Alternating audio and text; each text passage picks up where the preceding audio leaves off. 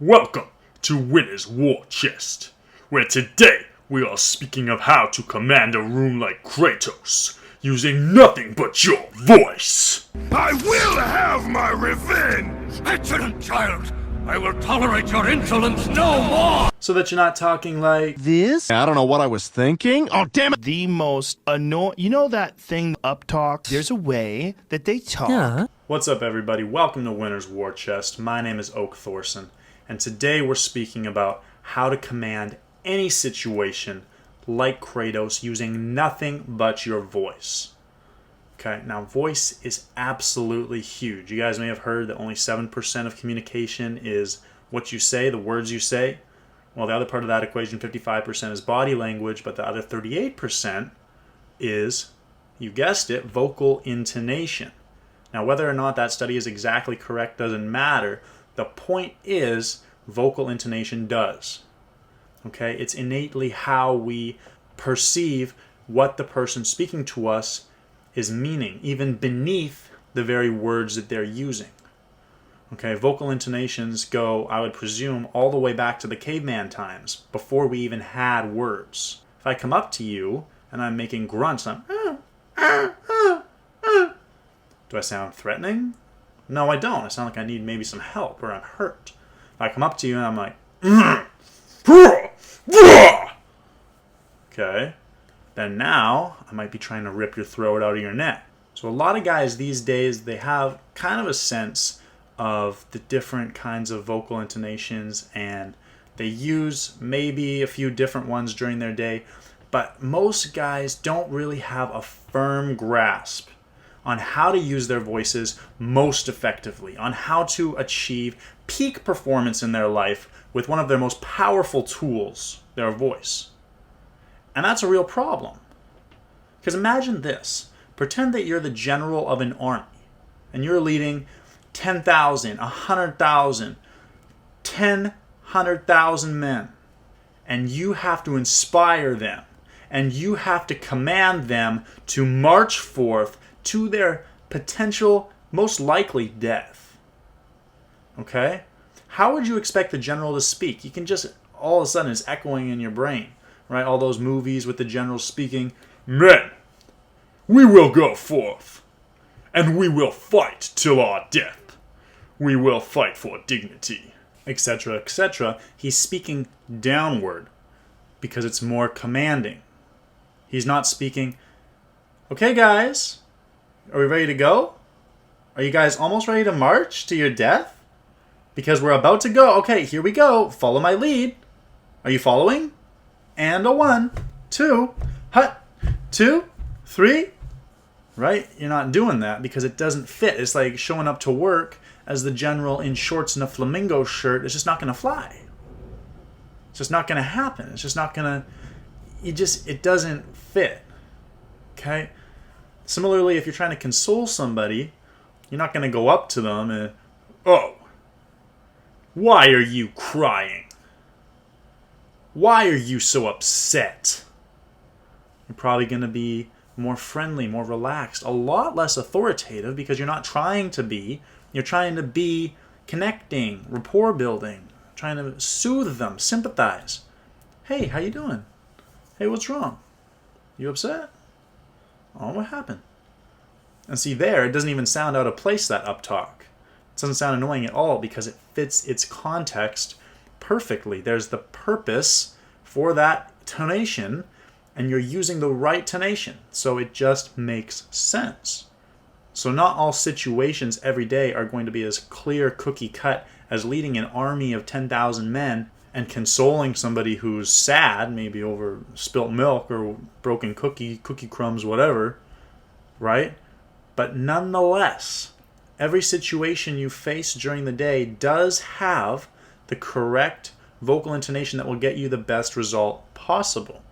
Whether it's winning a business negotiation or winning a negotiation maybe with your teacher about having to do homework or an extension on your homework, or trying to debate with your friend on a particular issue and you're trying to persuade them to your way or belief, or just really anything. Any situation you're in, trying to get a free coffee at Starbucks because they screwed up the other one, but they want to take that one back, right? Doesn't matter what the situation is during your day, even though it's not as obvious as ruling an army or consoling somebody, that doesn't make the importance of the correct vocal intonation any less crucial.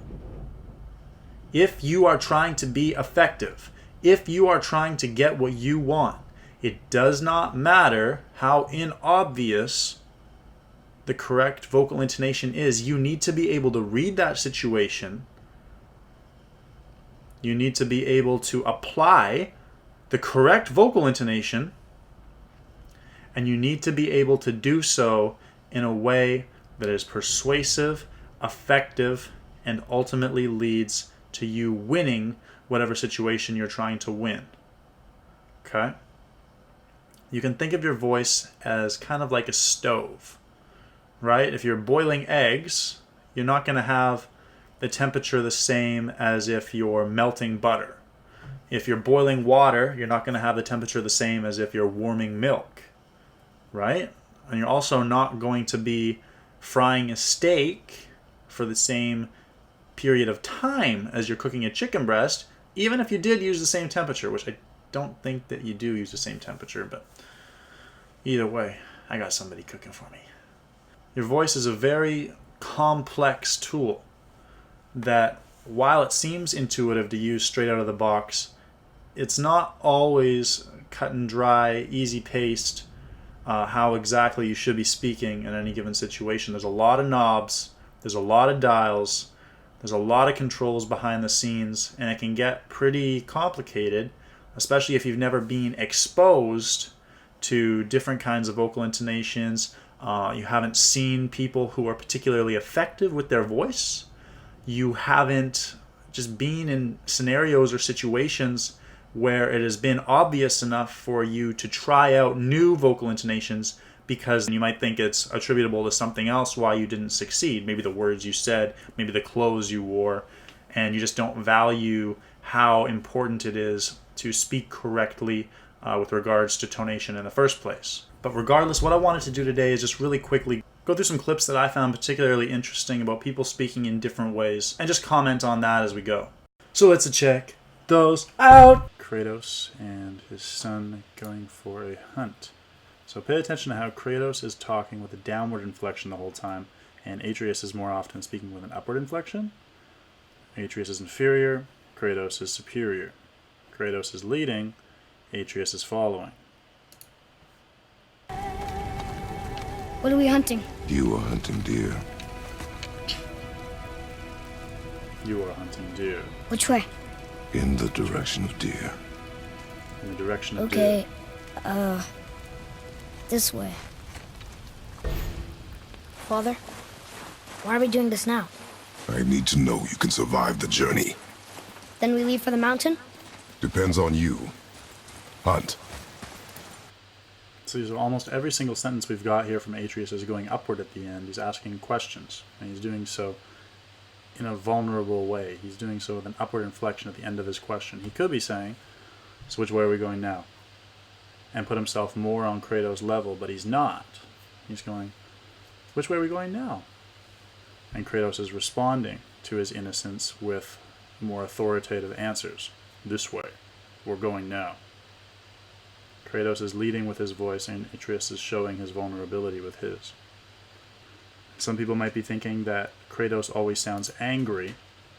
Well, here he'll be really angry, and we'll see the difference between angry and aggressive, or excessively downward tone, and then just authoritative. What are you doing? Now his guard is up. Only fire. Only fire when I tell you to fire. And so he starts off a little bit out of control, a little bit too angry, and he realizes that, and he just goes back to authoritative. So he's still got his heavy-set voice. He's still going downward at the end of his sentences. Here we got Atreus' little glare, like, oh, give me a break, literally. But after he calms himself down a little bit, he's still being authoritative. just not in a way that is out of control. Okay. We'll see a little bit more of a real-world example now. We've got Robert Downey Jr. Watch how he controls the conversation with Jimmy Fallon through always controlling the tone of his voice in a way that shows that he's got control of the situation. I'm very, they love you! It is very pleasant to be loved. It is pleasant Very to be confident loved. in his responses. I want to say before we start the interview, happy belated 50th birthday? Yep. Oh my goodness. Man, happy 50th. Pretty fun. I mean, and you had a crazy blowout from what I read. I guess my invitation lost in the mail. It's fine. But you know how to. You know where I am pretty much every night. It's no big deal. But you had a lot of people there. Probably over 30 people were there, probably. Right? Yeah. What's 31? You know. Yeah. You think about it. Yeah, you weren't invited.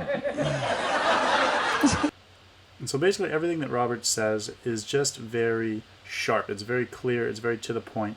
And there's no uncertainty in his tone. He's not going, well, I didn't really invite you. He's not really wavered by what Jimmy's saying. He comes back and hits him hard. And he shows that he's hitting him hard by how his tone sounds when he's making his responses. You could have skirted around the issue. By the way, what would have been Jimmy very uncomfortable there with a higher pitched tone and lots of laughter. great to have you there. And what? I would love to have been there. Yeah, but the invite, I guess, was prohibitive. Well, I'll never know. I'll never know what it feels like. I need to tell you, here's a couple things that happened. It was very disorienting when you came in. You came through a white tunnel. We've got a bit of an upward tone, but that's not to express uncertainty or even a question. That's just to gain your attention for what he's going to continue with. Is that your birthday party? Yeah, it represented the 60s. So It's My Party and I'll Cry If I Want To was playing, and there was old, like, Vietnam-era footage. A point. He's making a point, a statement, so he's going down in his inflection.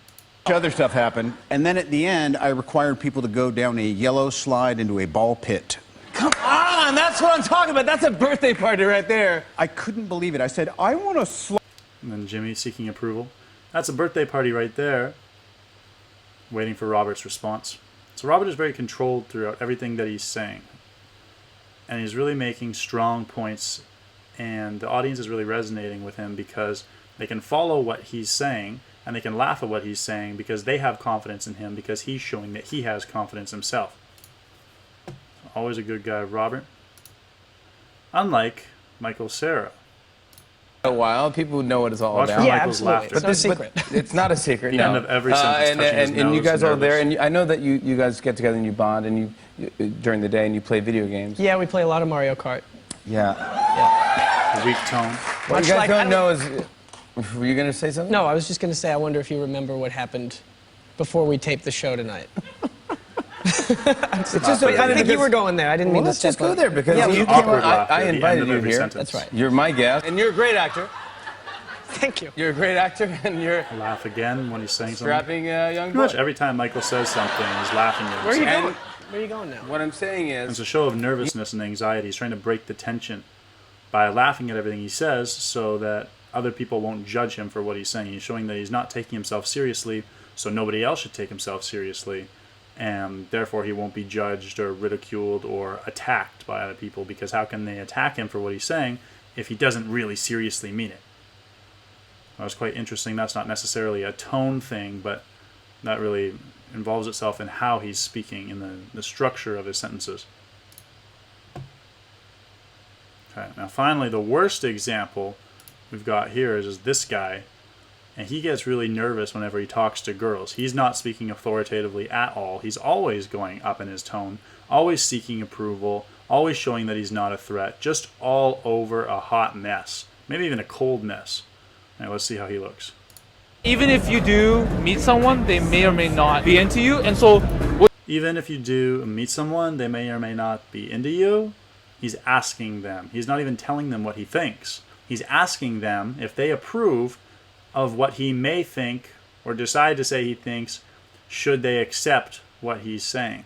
He's saying, hey, this is what I could be thinking. What do you think? Do you agree? He could have just as easily said, what does he say again? your bank account. Even if you do meet someone, they may or may not be into you, and so So he could have just as easily have said, even if you do meet someone, they may or may not be into you. And that would have been a much stronger way to deliver that line. Instead, even if you meet someone, they may or may not be into you. It's just an overall very weak delivery, and he earns 0 respect points from anybody he's speaking to, speaking like that. Well, Now let's see how he does further. you're gonna meet a lot of people. That's true. A lot of people. A lot of people. A lot of people. Or you go on Tinder and It's all numbers, right? You just, numbers. Sorry, you gotta elaborate. the more you swipe, the more So this girl is completely taking control of the interaction. percentage. It's all numbers, right? You just, Numbers. Sorry, you gotta. It's true. Or you go on Tinder and So that's true. Or here's what I think, because I've got a stronger frame than you, because I'm more confident than you, because you keep talking upward at the end of your sentences. So I'm going to take direction. I'm not going to agree with what you're saying because you don't sound confident. I'm going to say, or maybe this. In other words, not what you just said. it's all numbers, right? You just, numbers. Sorry, you gotta elaborate. the more you swipe. And even here, he's lost her so much. Sorry, you've got to elaborate. He's doing an awful job. Now she's asking him to clarify what he's saying, because not only is communication really weak, it's so bad she doesn't even understand him. The more percentage or Of course. Yeah, stats, yeah, right? yeah. Probability. Yeah, like, exactly. Yeah. Defense City is saturated with singles, but despite the numbers, people are really picky. Oh, fuck yeah. Oh yeah. Definitely. People are so picky. Especially when it comes to looks, man. It's our main. Even right there. Oh, fuck yeah. Oh yeah. But despite the numbers, people are really picky. But despite the numbers, people are really picky. They're really picky. He's not going, okay, so here's my statement. Here's me introducing what I'm talking about. So here's the numbers, or here's the stats. People in Vancouver are really picky. He's not making a statement. People in Vancouver are really picky. People are really picky. He's got a little bit of a ting. It sounds like it's going downward. It's got a little bit of a ting at the end of it.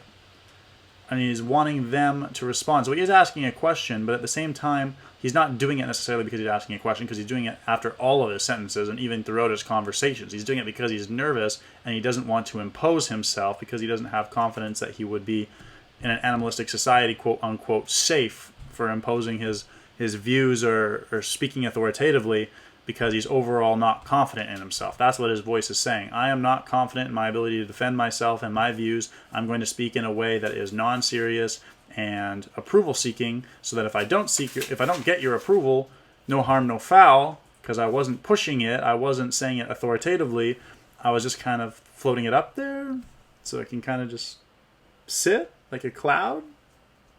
Don't hurt me. Okay. Oh, fuck yeah. Oh yeah. Definitely. People are so picky. Especially ads, unless they like look good. Like, how will you get to know them? Like, Jeez. Ding, ding, ding, ding, ding, Yeah. ding. So now that you got distracted, look. Very pretty. Is there a reason why everybody's single? Pretty much. Single? I feel like they're picky. The options right here, but when you're out in the Okay, real here he world, goes there's again. not a lot of options. Yeah. Yeah. Yeah. I think everyone's picky. Yeah. Everyone's picky? Yeah. Is there a reason why everybody's single?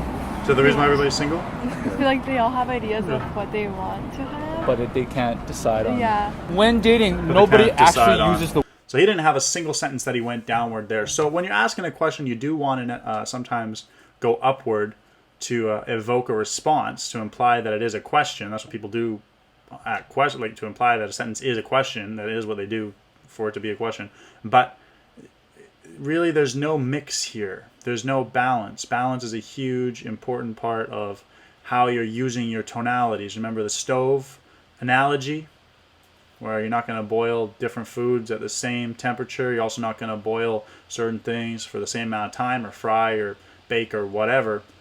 You don't want to be using the same tone 100% of the time, because it just comes off as either overly aggressive if it's always downward, or like Kratos, or if it's overly submissive and approval seeking if it's always upward. If you're always talking up and you're just asking questions like this, you're always really unsure of what you're saying, and you're just waiting for someone else to tell you what you're saying, and that's never good if you're supposed to be telling them what they're saying, or what you're saying, right? If you're supposed to be telling them what you're saying. So it's just not a good look at all. Let's see how he does with this guy. the word date anymore. Pretty fair. Not a lot of people say, "Oh, I'm dating her." So you want to hang out? Just go out with her. So you want to chill with me? Yeah, hang out? Netflix and chill. Or it's a thing. When We're I not hear- dating, but If you're going out, it's like you're spending a lot of time together. You're having sex a lot and shit. Maybe it's not as serious. It's just Maybe fun. it's fun. It's all fun. And you see that in Vancouver. You see that. Oh yeah. Yeah. Oh yeah. prompting You were at a continue concert, going. man. Little people are dating, but the amount of people talking to each other, you know, and like almost hooking up, it's Even as Have you ever super experienced overly agreeable. No, not really. I've never had. He's not when you somebody first that start anyone else dating, it's is kind of like, yeah, let's falling go into his hang out, frame. kind of thing. They're not like, see following how his the lead. friend- He's following You their never lead. said He's the that, interviewer. Yeah, I said That's come- backwards. Come out. I don't know what I said. You were. I hate The girls are gonna. Good on you, man. Let's go hang out. I hate that. Yeah, that's true. Does the guys always ask you that? No. No. Guys always ask you that. I never get asked if I want to go chill or And this anything. huge, gross smile. Ah. And that was way longer than I wanted it to be. Oh, wow. That was a really long smile. This guy is just putting himself below everybody he's speaking to. He really is. He's really nervous. He's really insecure. And every single sign is demonstrating he is supremely nervous. Right up to this smile here. Showing his teeth. Showing he's a friendly guy. Not wanting to come off too aggressive. Yeah, just all around a bad look. So, those are our examples there. Bonus points for whoever noticed that I did, in fact, start wearing a toque for those scenes with the YouTube videos where I wasn't wearing one before. Very astutely observant of you.